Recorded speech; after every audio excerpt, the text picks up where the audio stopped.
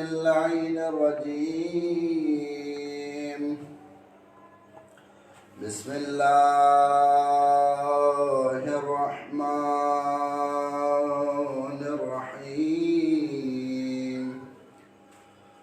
اللهم كن لوليك الحجة ابن الحسن صلواتك عليه وعلى آبائه في هذه الساعة وفي كل ساعة وليا وحافظا وقاعدا وناصرا ودليلا وعينا حتى تسكنه أرضك طوعا وتمتعه فيها طويلا برحمتك يا أرحم الراحمين. اللهم صل على محمد وآل محمد. أعوذ بالله من الشيطان اللعين الرجيم. بسم الله الرحمن الرحيم. نحمده ونصلي على رسول الكريم وآله الطيبين الطاهرين المعصومين المنتجبين ولعنة الله على أعدائهم أجمعين من الآن إلى قيام يوم الدين. أما بعد، فقد قال رسول الله صلى الله عليه وآله وسلم: العلم نور يقذفه الله في قلبه من يشاء. اللهم صل على محمد وآل محمد. اس ذات پروردگار لم یلد ولم یولد کا لاکھ لاکھ شکر ادا کرتا ہوں کہ جس نے پھر مدرسہ تعلیم القرآن والاحکام للبنات میں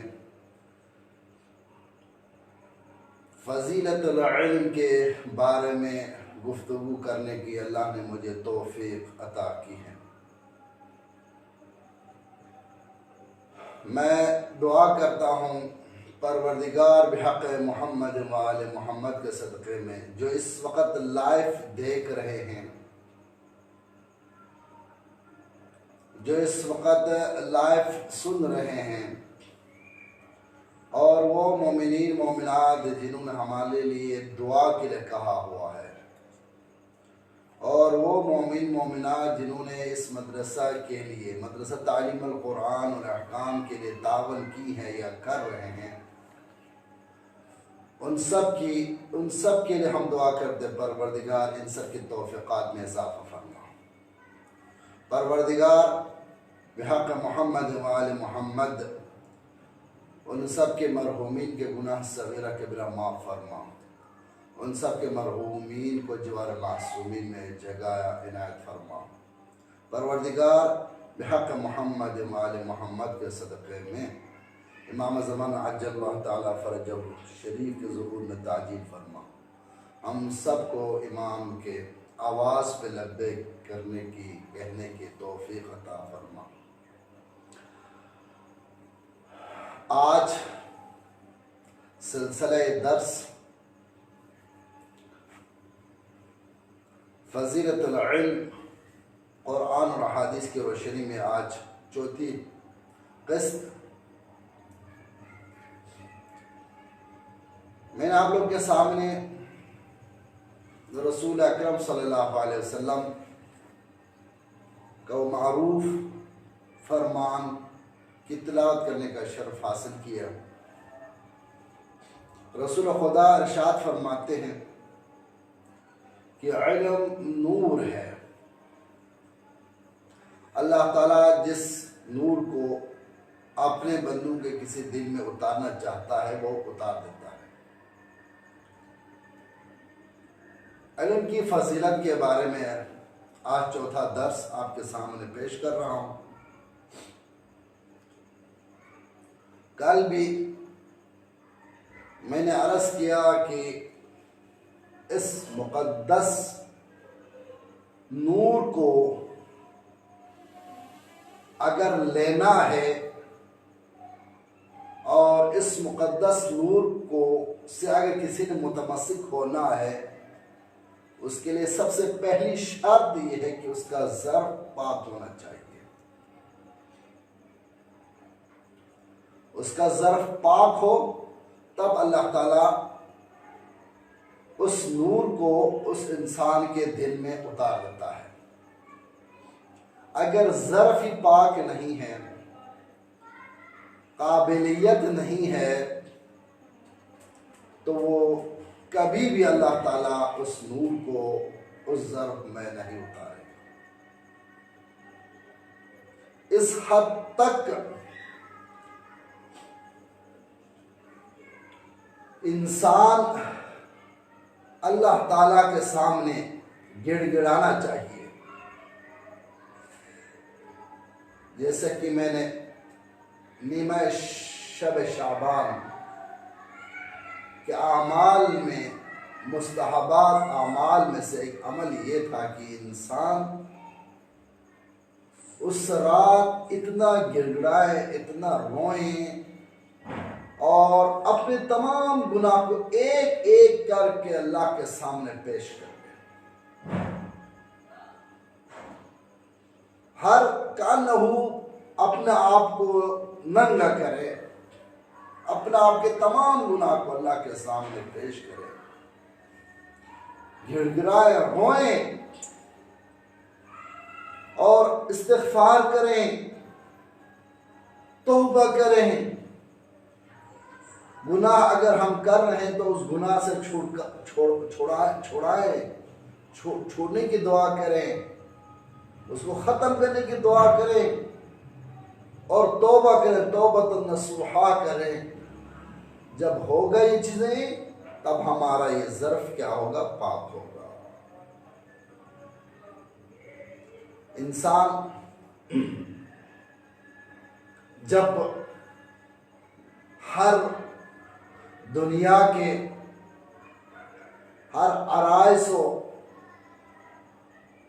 آرام، عیش عشرت جب انسان غرق ہوتا ہے، اس وقت کچھ بھی یاد نہیں آتا۔ کوئی خالق ہے کہ جس نے ہمیں خلق کیا ہے، کوئی رازق ہے کہ جس نے ہمیں رزق عطا کی ہے، کچھ بھی یاد نہیں آتا۔ وہ دنیا میں غرق ہو جاتا ہے اور جب ٹھوکر کھاتا ہے انسان، جب وہ بوڑھا ہوتا ہے، مرنے کا جب وقت آتا ہے تو اس کو موت یاد آتا ہے۔ اب اس کا کچھ فائدہ نہیں ہے۔ یہ جو وبا ہے یہ انسان کے لیے بہت بڑا امتحان ہے۔ یہ ہمیں موت کو یاد کرنا چاہیے، ہمیں شکر کا ادا کرنا چاہیے۔ یہ بھی ایک بڑی نعمت ہے کہ اللہ نے ہمیں موت کو یاد کیا ہے۔ ہمیں قیامت کو یاد دلانے کے لیے یہ وبا، یہ چیزیں آتی ہے۔ اللہ تعالیٰ نے بہت بار ایسا انسان دعا کرتا ہے کہ پروردگار، میں موضوع پہ ہی بولنے کی کوشش کرتا ہوں لیکن بسا اوقات یہ کی مثال دے کے میں اپنی بات کو واضح کرنا چاہتا ہوں۔ انسان اعتراض کرتا ہے کہ عام بندوں کے پاس، جن کے پاس کچھ بھی نہیں ہے، نفع نقصان کا کچھ فائدہ نہیں ہے، کہتا مجھے پتہ نہیں ہے کیا ہو گیا، اللہ مجھ پہ ناراض ہے، مجھے رزق نہیں دیتا۔ باقی دیکھیں اس پڑوسی کو اللہ نے بہت بڑا رزق عطا کی ہے، دولت دی ہے، مجھے دولت نہیں ہے۔ ہمیں ان چیزوں کی طرف دیکھ کر اللہ پہ اعتراض نہیں کرنا چاہیے۔ مسرت خداوندی پہ شکر ادا کرنا چاہیے۔ ہمیں جس حالت میں اللہ نے ہمیں رکھا اسی پر شکر ادا کرنا چاہیے۔ پروردگار، آپ نے مجھے جس حالت پہ رکھا ہے میں اس کا شکر ادا کرتا ہوں۔ ایک چھوٹا سا مثال، ہر انسان کو اللہ نے اپنی مصلحت کے بنا پر رکھا ہوا ہے، ہر انسان کو اس کی مصلحت کے بنا پر۔ جناب موسیٰ جب کوہ طور پر جا رہے تھے تو ایک عابد اپنے آپ کو زمین میں دفنا کر سینے سے اوپر نکال کر جناب موسیٰ جب آ رہے تھے تو جناب موسیٰ سے کہا، اے خدا کے کلیم اللہ، آپ کوہ طور پر جا رہے ہیں دعا مانگنے کے لیے، آپ اپنے خدا سے کہیں کہ کیا آپ کے خدا کی دولت میں کوئی کمی ہے، ان کے خزانے میں کیا کمی ہے؟ مجھ جیسا غریب انسان جس کے لیے پہننے کے لیے ایک کپڑا بھی نہیں ہے، کھانے کے لیے کچھ چیزیں نہیں ہیں، میں چھپانے کے لیے اپنا آپ کو زمین کے اندر دفنا کر رکھا ہوں۔ جناب موسیٰ نے دیکھو ترس آ گئے۔ آپ جائیں کوہ طور پر جا کر اپنے اللہ سے دعا مانگے، اللہ کے خزانے میں کوئی کمی نہیں ہے، اللہ کے دولت خانے میں کوئی کمی نہیں ہے۔ میں یہ عرض کر رہا ہوں کہ اللہ تعالیٰ نے ہر انسان کو اپنی وساطت کے مطابق رکھا ہے۔ جناب موسیٰ چلے گئے کوہ طور پر، دعا کے بعد اللہ سے ایک ریکویسٹ کی، پروردگار آپ کے خزانے میں کوئی کمی نہیں ہے، لیکن فلانا وہ عابد ہے، ایک غریب انسان اپنا آپ کو زمین میں دفنا کر رکھا ہوا ہے، اگر اس کے لیے اگر کچھ ہو تو برائے مہربانی۔ باہر اللہ نے کہا، اے موسیٰ، جس چیز کو تم نے ایک غریب سمجھ کر دعا کی، باہر آپ نہیں جانتے، میں خود بہتر جانتا ہوں اپنے بندوں کی ہر مصلحت کو۔ بس آپ نے دعا کی، میں نے آپ کی دعا کے قبول۔ جب جناب موسیٰ جب واپس آئے کوہ طور سے تو وہ عابد، وہ غریب انسان نظر نہیں آیا۔ کچھ عرصے کے بعد جناب موسیٰ کوہ طور پر جب آنے لگے تو راستے میں کسی بہت بڑے محل ہے، بڑی کوٹھی، بنگلہ، چاروں طرف لائٹیں، ناچ گانے کی آوازیں، میوزک کی آوازیں۔ تو جناب موسیٰ نے پوچھا، یہ کون ہے، یہ کیا کر رہے ہیں یہ؟ تو اس آدمی نے کہا جناب موسیٰ سے، اے اللہ کے بندے، پتہ نہیں ایک غریب عابد پہلے بھی اللہ نے اس کو دولت دی تھی، پھر اس کا دولت ختم ہو گئے، پھر وہ غریب ہوا تو یہاں پر اپنا آپ کو زمین میں دفنا کر رہا، وہ فریاد کرتا رہتا، اب پتہ نہیں اس کو اللہ نے کس طرح سے دولت دی، بڑا امیر ترین شخص ہمارے اس محلے میں اور ڈیرا ہے، دنیا کے پیسے اس کے پاس ہے، اور وہ پیسے سارے عیشوں پہ وہ خرچ کر رہا ہے، تمام پیسہ ناچ گانے میں اور پتہ نہیں کتنی وہ دولت ان گندے کاموں پہ وہ خرچ کرتا، ساری رات لڑکیاں بلا کر، مجرے بلا کر ناچ گانے میں وہ مشغول ہوتا ہے، وہ شراب پیتا ہے۔ جناب موسیٰ نے جا کے قریب سے دیکھا تو وہی عابد ہے کہ جو زمین کے اندر اپنا آپ کو دفنا کر فریاد کرتا تھا۔ جناب موسیٰ کو بہت افسوس ہوا کہ واقعاً اللہ تعالیٰ کی مصلحت ہر انسان نہیں جانتے۔ واپس کوہ طور پہ گئے اور جا کر جناب موسیٰ نے اللہ سے وہی اس عابد کے بارے میں اللہ سے کہا کہ پروردگار، واقعاً جو آپ جانتے ہم نہیں جانتے، اور جس عابد کے بارے میں آپ نے مصلحت کے طور پر رکھا تھا وہ بہت اچھا تھا۔ کہنے کا مطلب ہے کہ انسان کو ہر حالت میں شکر ادا کرنا چاہیے۔ تو اللہ تعالیٰ اس علم کو، اس نور کو ہر انسان کے دل میں نہیں اتارتا، بلکہ اس انسان کے دل میں اتارتا ہے کہ جس کا ذرہ پاک ہو۔ اب ذرہ پاک ہونا کرنے کے لیے ہمیں بغض سے دور ہونا چاہیے، حسد سے دور ہونا چاہیے، کینیت سے دور ہونا چاہیے، ہر بری صفات، جن صفات کی وجہ سے انسان کو انسانیت کے دائرے سے وہ خارج کر دیتی ہیں، ان تمام صفات رذیلہ سے وہ انسان اپنا آپ کو پاک کرنا چاہیے، تب وہ انسان کے دل میں وہ نور آئے گا۔ امام جعفر صادق علیہ السلام فرماتے ہیں، امام جعفر صادق علیہ السلام کے ایک صحابی ہیں، جناب فضل امام جعفر صادق علیہ السلام سے پوچھتے ہیں لمن یعرف الناجی، یا رسول اللہ آپ ہمیں بتائیں کس طرح سے وہ انسان، کس طرح سے ناجح انسان کو پہچانا جاتا ہے، کس طرح سے پتہ چلتا ہے یہ انسان دنیا میں بھی کامیاب ہے آخرت میں بھی کامیاب ہے، اور کس طرح سے پہچانا جاتا ہے کہ یہ انسان دنیا میں بھی نامراد ہے اور کل قیامت میں بھی کیا ہے، نامراد ہے۔ امام نے خوبصورت جملہ فرمایا، قال امام جعفر صادق علیہ السلام من کان فعله لقوله موافقا فهو ناج، اگر کسی شخص کا قول اس کے فعل سے موافق ہے، برابر ہے، تو وہ انسان کیا دنیا میں بھی کامیاب ہے اور آخرت میں بھی کامیاب ہے۔ اللہ تعالیٰ اپنی لارب کتاب میں ارشاد فرماتا ہے لِمَ تَقُولُونَ مَا لَا تَفْعَلُونَ، وہ بات کسی کو بھی نہ کہیں کہ جس پر تم خود عمل نہیں کرتے ہیں، کتنا اثر رہتا ہے، بلکہ وہ بات کہیں کہ جس پر تم خود عمل کرتے ہیں۔ تو انسان کی کامیابی ہے، انسان کو اگر کامیاب ہونا ہے، اگر وہ چاہتا ہے کہ یہ نور میرے دل پہ اترے، وہ چاہتا ہے کہ میرا ظرف پاک ہو، وہ چاہتا ہے میرا ظرف پاک و پاکیزہ ہو، تو ہمیشہ کیا کرے، اس کا جو قول اور فعل مطابق ہونا چاہیے، جہاں اس کا قول وہاں اس کا فعل ہو، جہاں اس کا فعل وہاں اس کا قول برابر آنا چاہیے۔ اگر فرماتے ہیں آگے وَمَن لَّمْ يَكُنْ فِعْلُهُ لِقَوْلِهِ مُوَافِقًا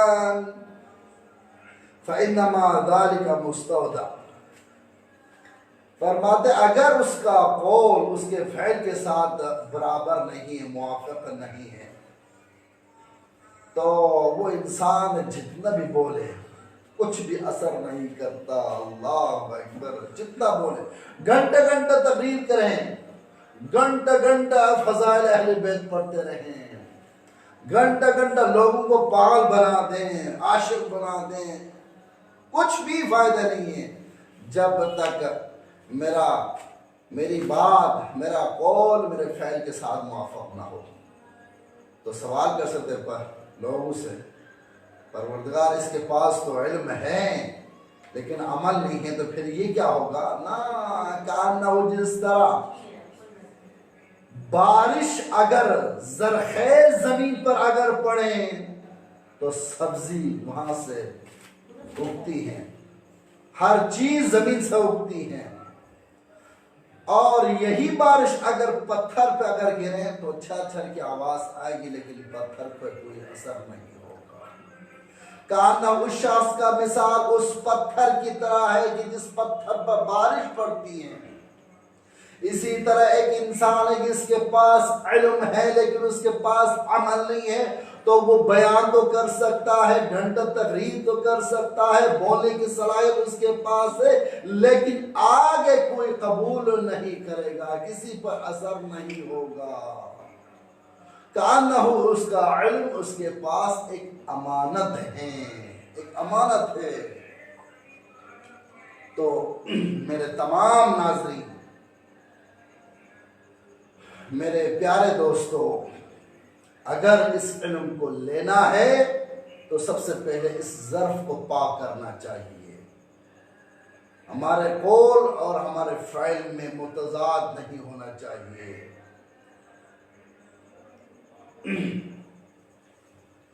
دیکھیں عالم باعمل، عالم باعمل کسے کہتے ہیں؟ انسان جب محنت کرتا ہے تو محنت کا پھل ضرور اللہ تعالیٰ دیتا ہے۔ ایسا نہیں، ہر انسان جو علم کا طلبگار ہے اس کے لیے وسیلے کا بھی ضروری ہوتا ہے۔ آقا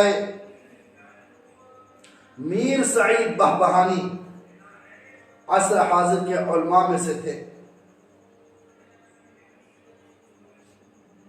وہ شیخ مرتضی انصاری کی ایک شاگرد کے حالات بیان کرتے ہیں. یہ میں مثال اس لیے دے رہا ہوں کہ انسان جب علم کے راستے میں ہے، علم کے طلبگار ہے اور علم کے خواہش ہیں اور تشنگی علم اس کے پاس ہے، تو فقط تشنگی علم فقط اس کے دل میں نہیں آئے گا، بلکہ ساتھ ساتھ ایک وسیلہ کا بھی اہتمام ہونا چاہیے. وسیلہ کا بھی کیا ضروری ہے. آقا میر سعید عصر زمانے کا ایک مجتہد عالم، وہ شیخ مرتضی انصاری کے ایک شاگرد کے بارے میں بیان کرتے ہیں. شیخ مرتضی انصاری رحمت اللہ علیہ کے درس میں ان کا ایک شاگرد آیا اپنے علاقے سے. نجف الاشرف میں وہ طالب علم آئے، لیکن شیخ انصاری کے درس میں وہ حاضر ہوا. درس کچھ بھی سمجھ میں نہیں آیا. دوسرا دن سمجھ میں نہیں آیا، تیسرا دن سمجھ میں پلہ نہ پڑا. آخر کا تنگا مولا امیر المومنین کے پاس جا کر دعا مانگتے اور رویا، یا علی دور دراز سے اہل و عیال چھوڑ کر آپ کے در پہ میں آیا ہوں اور مجھے در سمجھ میں نہیں آ رہا. میں نے قوم ملت کی خدمت کرنی ہے، لوگوں کے لیے ہدایت کرنی ہے. گڑ گڑا رویا، مولا سے طلب کی. آخر کار مولا کے دروازے پہ اس کو نیند آتی ہے اور خواب میں دیکھتا ہے کہ مولا تشریف فرما رہے اور مولا کے پاس یہی شکایت کر رہے ہیں کہ مولا مجھے آپ علم دیجئے، مجھے شیخ مرتضی انصاری کا علم سمجھ میں نہیں آ رہا، ان کا دروس سمجھ میں نہیں آ رہا. روایات میں ہے، یہ میں روایات 15 تاریخ جلد نمبر 5 میں یہ بیان کر رہا ہوں. کتاب 15 تاریخ ہے اور جلد نمبر 5 میں یہ روایات ہے. تاریخ میں یہ کہ مولا نے اس شاگرد کے سینے پہ ہاتھ رکھ کر بسم اللہ الرحمن الرحیم پڑھ کے مولا نے کہا آپ اٹھ جاؤ، جا کر شیخ مرتضی انصاری کے درس میں جائیں. واقعاً جب وہ اٹھا تو دل ہلکا محسوس ہوا، خوشی ظاہر ہوئی، کانوں ایسا محسوس ہو رہا ہے کہ اس کو وہ خوشخبری ملی ہے. صبح یہ درس میں شرکت کرتے ہیں. شیخ مرتضی انصاری کے دروس کچھ سمجھ میں آنے لگے. کچھ دنوں کے بعد یہی شاگرد شیخ مرتضی انصاری رضوان اللہ علیہ پہ سوالات کرنے لگے. شیخ مرتضی انصاری حیران ہوتے ہیں، یہ وہ شاگرد جس کو میرا پہلا درس سمجھ میں نہیں آ رہا، آج کچھ عرصہ ہوا ہے کہ وہ مجھ پہ سوال کر رہا ہے. تو درس کے بعد جب مکمل ہوا تو اس کو بلا کر کان پہ شیخ مرتضی انصاری کیا فرماتے ہیں، اے بندے خدا، جس نے تمہیں بسم اللہ الرحمن الرحیم سکھائی ہے نا، اس نے مجھے ولا والین تک سکھایا ہے. اللہ اکبر. شیخ مرتضی انصاری کی ہیبت، شخصیت، کرامات دیکھ کر ان کا شاگرد حیران ہوئے. اللہ اکبر. جس مولانا نے مجھے بسم اللہ الرحمن الرحیم کی تعلیم عطا کی ہے، اس نے میرے استاد شیخ مرتضی انصاری کو ولوالین پورا سورہ الحمد پڑھایا ہے. ایسا علم کبھی بھی عطا نہیں ہوگا جب تک انسان کا ذرہ پاک نہ ہو. ایسا علم کبھی بھی ہمارے پاس نہیں آئے گا کہ جب تک انسان کا یہ دل صاف نہ ہو. تبھی تو العلم نور یقذف اللہ فی قلبہ من یشاء، کہ وہ اس دل میں اتار دیتا ہے کہ جس دل میں اللہ تعالیٰ چاہتا ہے کہ وہ دل صاف ہو۔ علماء کا رول ہونا چاہیے۔ قسط اول دوم میں نے علم کی فضیلت بیان کی ہے، قرآن سے بھی احادیث سے بھی۔ آج میں کچھ علماء کا رول بتا رہا ہوں کہ علماء کو کیا کرنا چاہیے، علماء کو کس طرح سے پیش آنا چاہیے عوام کے سامنے، علماء کا کردار کیا ہونا چاہیے۔ عزیزو، آج ہماری کردار کی وجہ سے لوگ ہم پر متنفر ہو رہے ہیں۔ ہماری کردار ائمہ طاہرین علیہ السلام کی سیرت کے مطابق ہونی چاہیے، ہمارا کردار اہل بیت علیہ السلام کے مطابق ہونا چاہیے۔ روایات میں ہے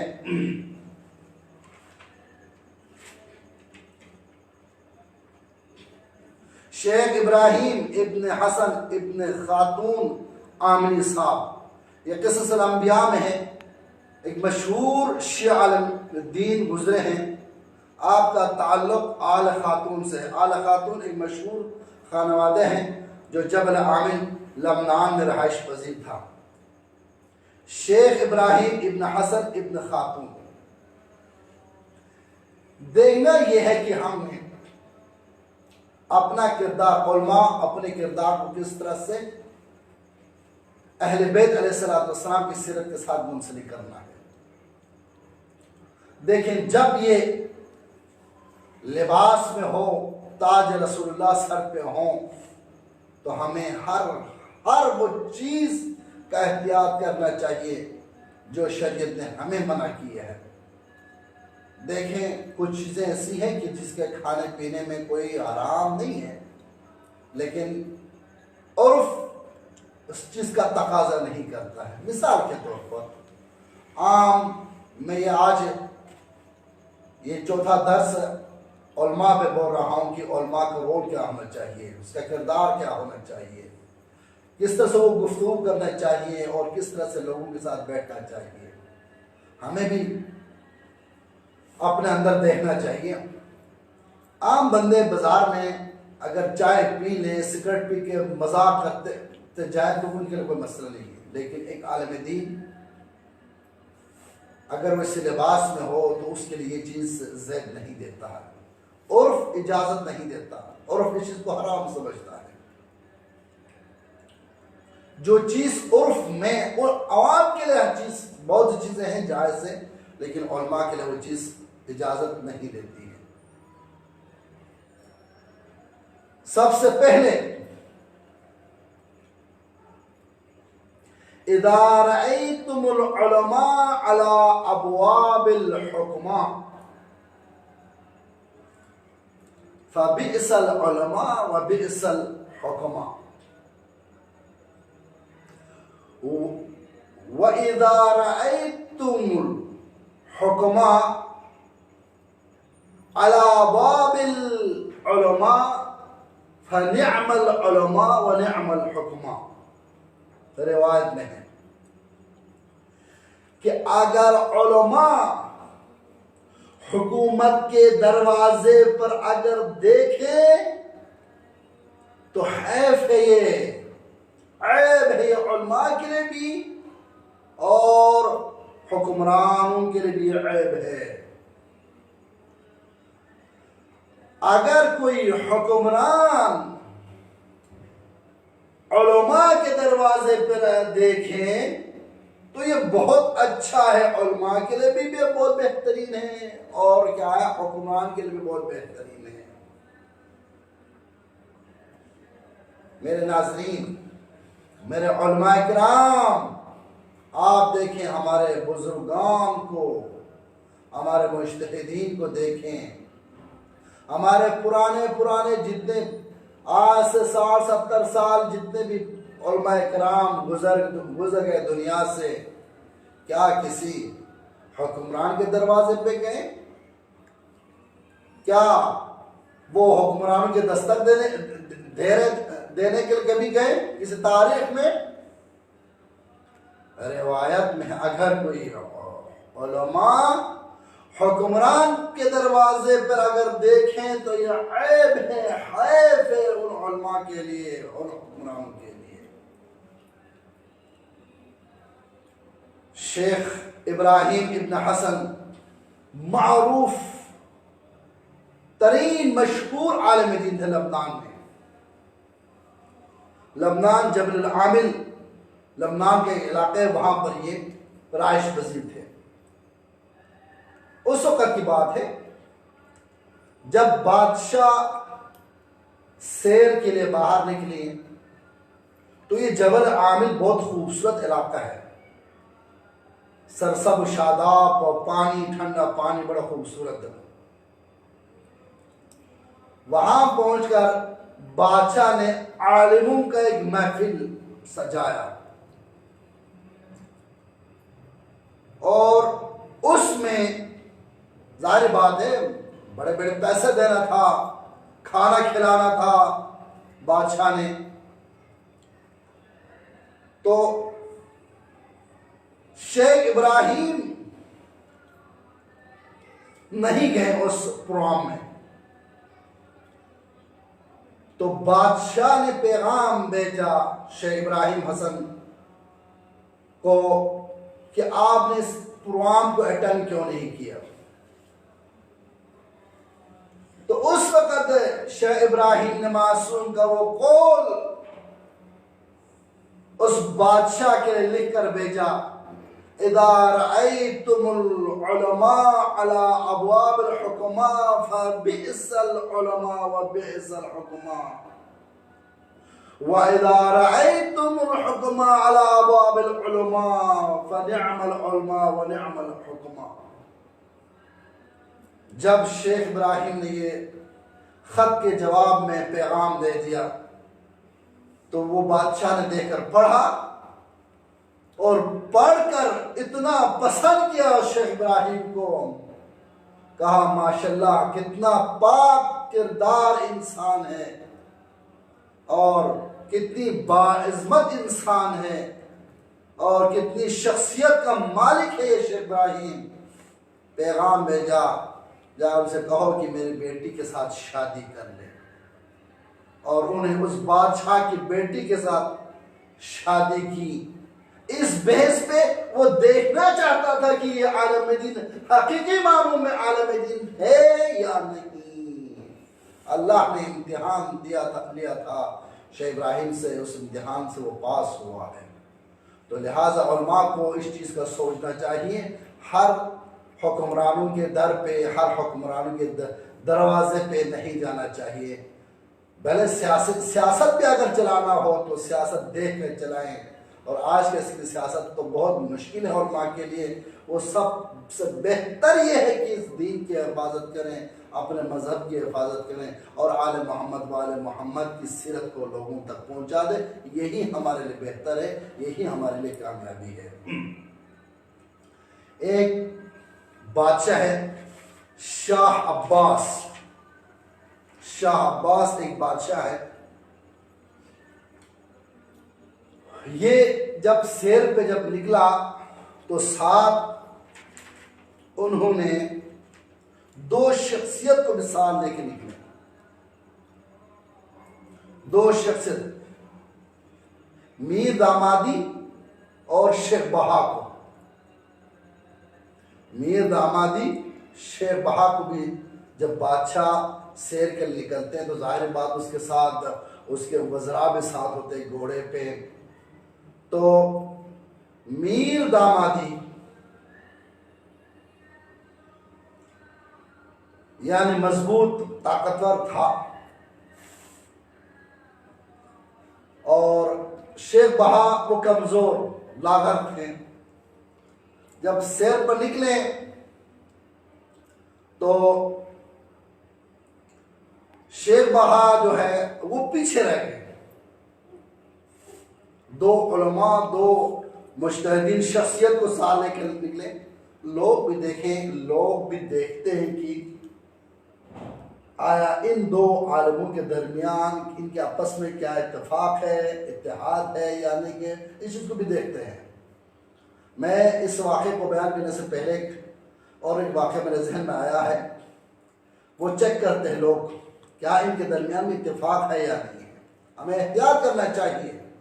اگر کسی نے کسی عالم کے بارے میں اگر آپ سے سوال کرے، آپ کہیں کہ مجھے معلوم نہیں ہے، یا آپ اچھے سوچ بیان کریں یا حسن ظن رکھیں اس کے بارے میں۔